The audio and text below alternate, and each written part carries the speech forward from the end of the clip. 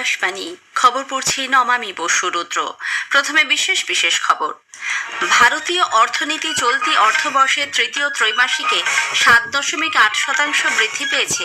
মুখ্য অর্থনৈতিক উপদেষ্টা ডক্টর ভি আনন্দ নাগেশ্বরন বলেছেন, আন্তর্জাতিক ক্ষেত্রে অস্থিরতা সত্ত্বেও দেশের অর্থনৈতিক প্রবৃদ্ধি স্থিতিশীল রয়েছে। প্রধানমন্ত্রী নরেন্দ্র মোদী আজ এক ওয়েবিনারে বলেছেন, সহজে ব্যবসা করা এবং প্রযুক্তি নির্ভর প্রশাসনের মাধ্যমেই দেশ সংস্কার এক্সপ্রেসে যাত্রা শুরু করেছে। আগামীকাল রাজস্থানে শ্রী মোদী জরায়ুমুখ ক্যান্সার রোধে দেশব্যাপী টিকাকরণ কর্মসূচির সূচনা করবেন। কানাডার প্রধানমন্ত্রী মার্ক কার্নি আজ 4 দিনের সরকারি সফরে ভারতে পৌঁছেছেন। পাকিস্তানের সেনা ঘাঁটি লক্ষ্য করে আফগানিস্তান পাল্টা আকাশপথে আক্রমণ চালানোয় দুদেশের মধ্যে উত্তেজনা আরও বেড়েছে। ভোটার তালিকায় বিশেষ নিবিড় সংশোধন চলাকালীনই সুপ্রিম কোর্টের নির্দেশে পশ্চিমবঙ্গে অসম্পূর্ণ চূড়ান্ত ভোটার তালিকা আগামীকাল প্রকাশিত হবে। টি-20 ক্রিকেট বিশ্বকাপের সুপার 8-এর ম্যাচে নিউজিল্যান্ড ইংল্যান্ডের বিরুদ্ধে টসে জিতে প্রথমে ব্যাট করছে। আসছে বিস্তারিত খবরে। ভারতীয় অর্থনীতি চলতি অর্থবর্ষের তৃতীয় ত্রৈমাসিকে 7.8% বৃদ্ধি পেয়েছে। 2025-26 প্রকৃত জিডিপি বৃদ্ধির হার 7.6% হবে বলে মনে করা হচ্ছে। 2024-25 যা ছিল 7.1%। পরিসংখ্যান ও কর্মসূচি রূপায়ণ মন্ত্রক আজ 2022-23কে ভিত্তিবর্ষ ধরে নতুন বার্ষিক ও ত্রৈমাসিক হিসাব প্রকাশ করেছে। 2011-12কে ভিত্তিবর্ষ ধরে তৈরি করা আগের হিসাবের পরিবর্তে নতুন তথ্য দেওয়া হয়েছে। মন্ত্রক জানিয়েছে, কোভিড অতিমারির পর নতুন করে স্বাভাবিক অবস্থায় ফিরে আসা সাম্প্রতিক অর্থবর্ষ হিসেবে 2022-23কে ভিত্তিবর্ষ ধরা হচ্ছে। মন্ত্রক জানিয়েছে, ম্যানুফ্যাকচারিং ক্ষেত্র দেশের অর্থনীতিতে অন্যতম প্রধান ভূমিকা পালন করছে। মন্ত্রকের সচিব সৌরভ গর্গ বলেছেন, মূলত 4টি ক্ষেত্রে পরিবর্তন লক্ষ্য করা গেছে। Essentially, there are 4 basic changes that happen. One is we incorporate new data sources. Second, we capture the structural changes in the economy more effectively. The third, there are some methodological improvements which are more technical and statistical in nature. And the fourth is that we ensure that if there have been any changes in international standards, changes in definitions, we incorporate that. And it is precisely these 4 activities is what has been seen in this base revision also. মুখ্য অর্থনৈতিক উপদেষ্টা doctor V আনন্দ নাগেশ্বরন বলেছেন, আন্তর্জাতিক ক্ষেত্রে অস্থিরতা সত্ত্বেও দেশের অর্থনৈতিক প্রবৃদ্ধি স্থিতিশীল রয়েছে।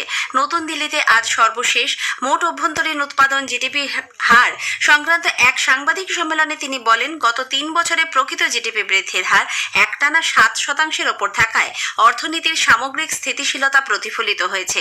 বর্তমান সূচকগুলির ওপর ভিত্তি করে জিডিপি বৃদ্ধি 11% কাছাকাছি পৌঁছবে, যা অনায়াসেই 4 লক্ষ কোটি মার্কিন ডলারের গণ্ডি পার করে যাবে বলে শ্রী নাগেশ্বরন জানান।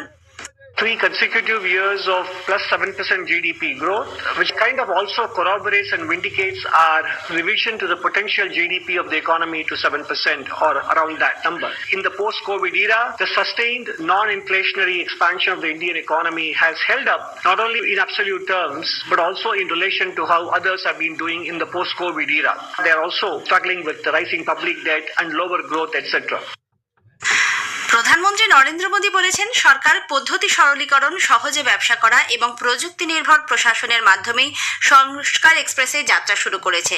তিনি আজ ভিডিও কনফারেন্সিং এর মাধ্যমে প্রযুক্তি সংস্কার এবং বিকশিত ভারতের জন্য আর্থিক সক্ষমতা বিষয়ক এক ওয়েবিনারে বলেন, শুধু ঘোষণার মাধ্যমেই নয়, সংস্কারের প্রভাব মূল্যায়ন করাও প্রয়োজন। স্বচ্ছতা বৃদ্ধির ওপর আলোকপাত করেন তিনি। শ্রী মোদী জানান, 11 বছর আগে বাজেটে মাত্র 2 লক্ষ কোটি টাকা বরাদ্দ হয়েছিল, এখন তা বৃদ্ধি পেয়ে 12 লক্ষ কোটি টাকা ছাড়িয়ে গেছে। দেশের বাজেট একটি স্বল্পমেয়াদী বাণিজ্যিক নথি নয়, এটি একটি নীতি সংক্রান্ত রূপরেখা বলেও তিনি মত প্রকাশ করেন। राष्ट्रीय बजट पॉलिसी रोडमैप होता है, इसलिए बजट की प्रभावशीलता का आकलन भी ठोस पैरामीटर्स पर किया जाना चाहिए। ऐसी नीतियां जो इंफ्रास्ट्रक्चर का विस्तार करे, जो क्रेडिट के प्रवाह को आसान बनाए, जो ईज ऑफ डूइंग बिजनेस बढ़ाए, जो गवर्नेंस में ट्रांसपेरेंसी बढ़ाए, जो जनता का जीवन आसान बनाए। প্রধানমন্ত্রী আগামীকাল রাজস্থান ও গুজরাট সফরে যাবেন। রাজস্থান সফরে শ্রী মোদী আজমেরে 16,000 কোটি টাকার একাধিক উন্নয়নমূলক প্রকল্পের উদ্বোধন ও শিলান্যাস করবেন, ভাষণ দেবেন এক জনসভাতে। সেখান থেকেই শ্রী মোদী জরায়ু মুখ ক্যান্সার প্রতিরোধে 14 বছর বয়সী মেয়েদের জন্য দেশব্যাপী হিউম্যান প্যাপিলোমা ভাইরাস এইচপিভি টিকাকরণ কর্মসূচির সূচনা করবেন। এছাড়াও রাজস্থানে বিভিন্ন সরকারি দপ্তর ও সংগঠনে নতুন চাকরি পাওয়া 21,800-র বেশি কর্মপ্রার্থীর হাতে নিয়োগপত্র তুলে দেবেন তিনি। পরে বিকেলে প্রধানমন্ত্রী যাবেন গুজরাট। সেখানে তিনি সানন্দে Micron semiconductor technology India private লিমিটেডের সেমিকন্ডাক্টর অ্যাসেম্বলি টেস্ট ও প্যাকেজিং এটিএমপি ফ্যাসিলিটির উদ্বোধন করবেন। 22,500 কোটি টাকা ব্যয়ে এই সানন্দ এটিএমপি ফ্যাসিলিটি করে তোলা হয়েছে। সেখানেও শ্রী মোদী একটি জনসভায় বক্তব্য রাখবেন। শ্রম ও কর্মসংস্থান মন্ত্রী মনসুখ মান্ডাভিয়া আজ নতুন দিল্লিতে রাজ্য ও কেন্দ্রশাসিত অঞ্চলগুলির সঙ্গে শ্রমকোড সংক্রান্ত 5ম আঞ্চলিক সম্মেলনে পৌরোহিত্য করেন। অনুষ্ঠানে মন্ত্রী শ্রম সংস্কারে গতি আনতে কেন্দ্র ও রাজ্যের একযোগে কাজ করার উপর গুরুত্ব আরোপ করেছেন। রাষ্ট্রপতি দ্রৌপদী মুর্মু আজ রাজস্থানের জয়সলমীরে দেশীয় প্রযুক্তিতে নির্মিত লাইট কমব্যাট হেলিকপ্টার প্রচণ্ডে আকাশপথে সফর করেন। এই মিশনে 2টি লাইট কমব্যাট হেলিকপ্টার ব্যবহার করা হয়েছে। রাষ্ট্রপতির হেলিকপ্টারের চালক ছিলেন গ্রুপ ক্যাপ্টেন নয়ন শান্তিলাল বাহুয়া। আরেকটি ক্যাপ্টারে ছিলেন বায়ুসেনা প্রধান air chief marshal Amarpreet Singh এবং গ্রুপ ক্যাপ্টেন এ মহেন্দ্র। 25 মিনিটের এই মিশনে তারা গাদিসার হ্রদ এবং জয়সলমীর ফোর্টের ওপর দিয়ে সফর করেন এবং একটি মহড়ার অংশ হিসেবে ট্যাঙ্কে আঘাত করা হয়। এ খবর আপনারা শুনছেন আকাশবাণী থেকে। কানাডার প্রধানমন্ত্রী মার্ক কার্নি 4 দিনের সরকারি সফরে আজ বিকেলে মুম্বাই পৌঁছেছেন। প্রসঙ্গত, প্রধানমন্ত্রী পদে দায়িত্ব গ্রহণের পর এটি তাঁর প্রথম ভারত সফর। এই সফরের লক্ষ্য দুদেশের মধ্যে দ্বিপাক্ষিক সম্পর্ক আরও মজবুত করা এবং নতুন ক্ষেত্রে সহযোগিতার হাত বাড়িয়ে দেওয়া। বিদেশ মন্ত্রক জানিয়েছে, মার্ক কার্নি মুম্বাইয়ে ভারত এবং কানাডার সংশ্লিষ্ট বিভিন্ন অংশীদারদের সঙ্গে 2 দিন বৈঠক করবেন। এছাড়াও তিনি আলাদা আলাদা বাণিজ্যিক কর্মসূচিতে ভারতীয় এবং কানাডা সিইওদের ফোরামের বৈঠকে যোগ দেবেন, মিলিত হবেন শিল্প ও আর্থিক জগতের বিশেষজ্ঞদের সঙ্গে। আগামী 1 মার্চ কানাডার প্রধানমন্ত্রী নতুন দিল্লি পৌঁছবেন। পরদিন হায়দ্রাবাদ হাউসে প্রধানমন্ত্রী নরেন্দ্র মোদী এবং কানাডার প্রধানমন্ত্রী প্রতিনিধি পর্যায়ে বৈঠক করবেন। পাকিস্তানের সেনাঘাঁটি লক্ষ্য করে আফগানিস্তান পাল্টা আকাশপথে আক্রমণ চালানোয় দুদেশের মধ্যে উত্তেজনা আরও বেড়েছে। তালিবানের ডেপুটি মুখপাত্র হামদুল্লাহ ফিতরাত জানিয়েছেন, আজ সকালে ইসলামাবাদ, নওশেরা, জামরুদ এবং অ্যাবোটাবাদ সেনা কলোনি, ক্যান্টনমেন্ট ও সেনা শিবির লক্ষ্য করে আফগান বায়ুসেনা আঘাত হানে। কাবুল, কান্দাহার এবং পাকতিয়ায় পাকিস্তানের আকাশপথে হামলার পর এই পাল্টা আঘাত করা হলো। আফগানিস্তানের জাতীয় নিরাপত্তা মন্ত্রকের দাবি, সীমান্ত এলাকায় 4 ঘণ্টার এই লড়াইয়ে 55 জন পাক সেনা নিহত হয়েছেন।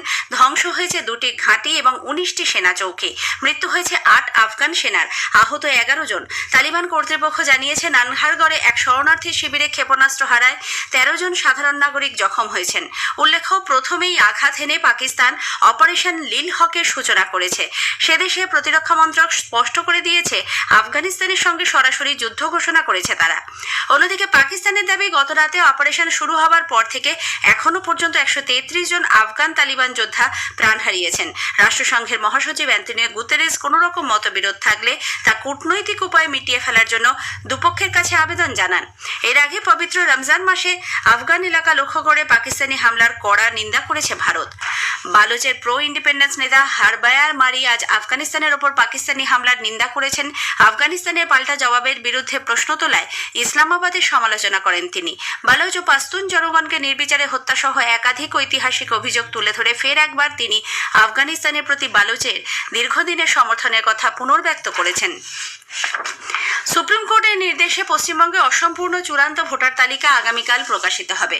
ভোটার তালিকায় বিশেষ সংশোধন কর্মসূচিতে যে সমস্ত ভোটারের নথি ও তথ্য যাচাইয়ের ভার বিচার বিভাগকে দেওয়া হয়েছে, তাদের নামও ওই ভোটার তালিকায় থাকবে। অন্যদিকে রাজ্যে 1 মার্চ থেকে বিজেপির পরিবর্তন যাত্রা শুরু হচ্ছে।